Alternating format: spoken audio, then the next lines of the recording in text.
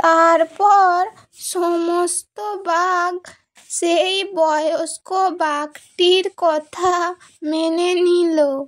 বয়স্ক বাঘটি বলে, আমার মেয়ে এসেছে, ও কি খাবে? তোমরা সবাই এক্ষুনি জোগাড় করো।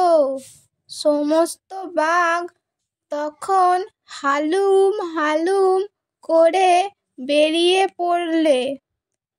একটি বাঘ সবজির দোকানে গিয়ে হালুম হালুম যেই না করেছে, সেই দোকানদার ভয়ে গাছে উঠে গেছে।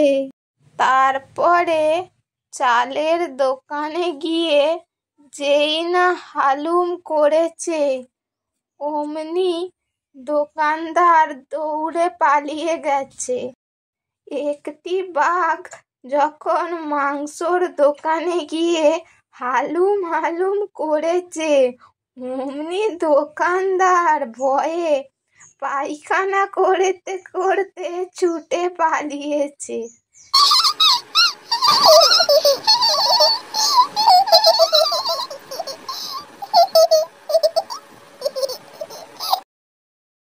তারপরে সবজি, ডাল, মাংস সবকিছু নিয়ে জঙ্গলে নিয়ে আসে। মেয়েটিকে দিলে মেয়েটি খুশি মনে রান্না করলো। সমস্ত বাঘ রান্না খেয়ে তৃপ্তি পেল। মেয়েটি বললে, অনেক দিন হয়ে গেল বাবা, এবার আমাকে বাড়ি দিয়ে এসো।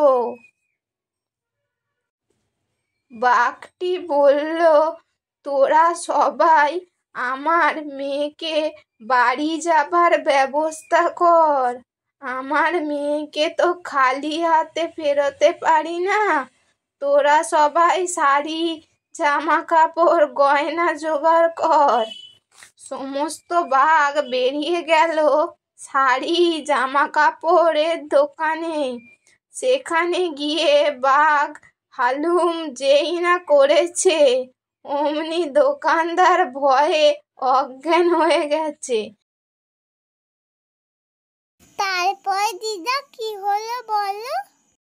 গয়নার দোকানে গিয়ে যেই হালুম করেছে, অমনি দোকানদার বলে, আমার সমস্ত গয়না নিয়ে যাও, কিন্তু আমাকে ছেড়ে দাও। শাড়ি গয়না নিয়ে জঙ্গলে চলে আসে। বয়স্ক বাঘটি বলে, চলো মা, এবার বাড়ি দিয়ে আসি তোমাকে। মেয়েটিকে পিঠে করে নিয়ে সমস্ত গয়না, শাড়ি নিয়ে রওনা দেয়। গ্রামের লোকজন মেয়েটিও গয়নাগাটি দেখে অবাক হয়ে যায়। তখন একটি গ্রামবাসী ভাবলো যে, আমার মেয়েকেও যদি এরকম বাঘেরজি বলে ডাকি, তাহলে ওকেও তো বাঘ এসে নিয়ে যাবে, আর আমরা ওদের মতো বড়লোক হয়ে যাব। এই বলে বাঘ যখন রাস্তা দিয়ে হেঁটে হেঁটে যাচ্ছিল, তখন সেও তার মেয়েকে বাঘেরজি বলে ডাকে। এখানেও আমার মেয়ে আছে নাকি? তখন বাঘটি দেখে আর একটি মেয়ে দাঁড়িয়ে আছে। তখন বাঘ তাকে মেয়ে বলে তাকেও নিয়ে যায়। যেতে যেতে তাকেও একটি প্রশ্ন করে, বলো তো মা, আমার গায়ে কেমন গন্ধ বেরোচ্ছে? মেয়েটি বলে, বাবা, কি পচা বিচ্ছিরি গন্ধ বেরোচ্ছে তোমার গা থেকে। তখন বাঘটি মনে মনে ভাবে, এ আমার মেয়ে তো নয়, এ তো লোভী একজন। বাঘ তখন তাকে জঙ্গলে নিয়ে যায়, নিয়ে গিয়ে তাকে টেনে ছিঁড়ে ছিঁড়ে খেয়ে নেয়। তাহলে বলো তো পুচকে, এখান থেকে আমরা কি শিখতে পারলাম? লোভে পাপ আর পাপে মৃত্যু।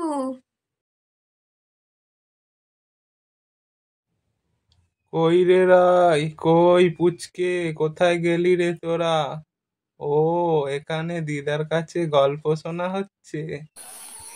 বাবা তুমি চলে এসেছো? হ্যাঁ রে বাবা, আমার কাজ শেষ হয়ে গেছে, তাই চলে এলাম। তোর মা কই? তোর মাকে তো দেখছি না। এই তো মা ওখানে রুটি করছে।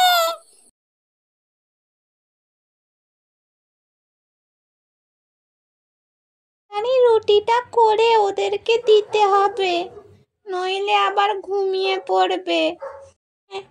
যা, তুই ওদের খাবারটা দিয়ে আয়। যাই দিদি, আমি ওদের খাবারটা দিয়ে আসি। ওরা তখন থেকে দিদার কাছে গল্প শুনছে, এবার খিদে পেয়ে গেছে হয়তো।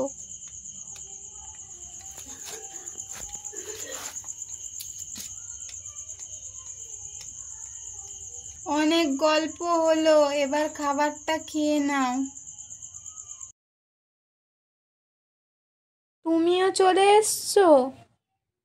নাও, তুমিও খাবারটা খেয়ে নাও, হাত ধুয়ে আসো।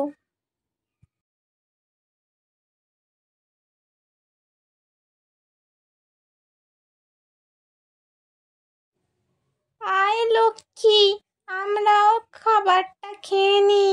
কাল সকালে আবার অনেক কাজ আছে, তাড়াতাড়ি উঠতে হবে।